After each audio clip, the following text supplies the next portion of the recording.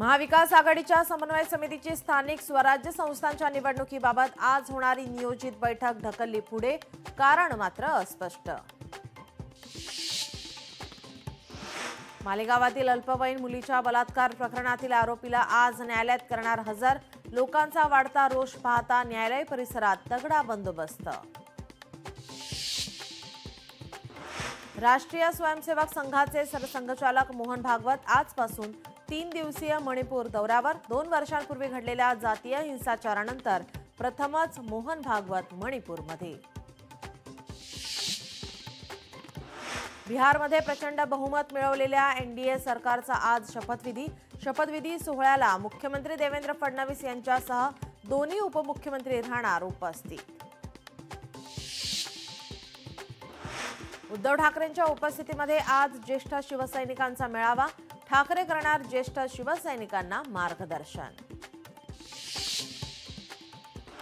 अंजली दमानिया मंत्रालयात आज दुपारी खरगे समितीची घेणार भेट।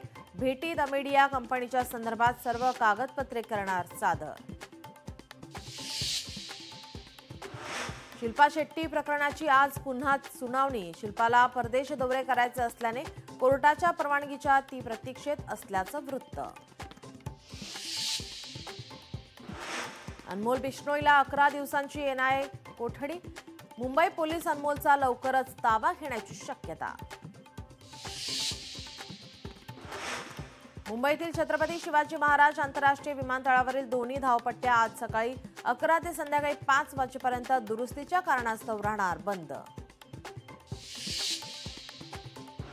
उत्तरेकडून येणाऱ्या थंड वाऱ्यामुळे गेल्या 2 दिवसांपासून मुंबईकर गारठले। मुंबईत काल 10 वर्षातील सर्वात निच्चांकी तापमानाची नोंद। पारा पोहोचला 16.2 अंशांवर। बीएमसी कर्मचाऱ्यांचा धोकादायक गाड्या चालवत मुंबईतून कचरा संकलन सुरू। कचरा संकलनात 3000 कोटींचा घोटाळा झाल्याचा कचरा वेचक कर्मचाऱ्यांचा आरोप।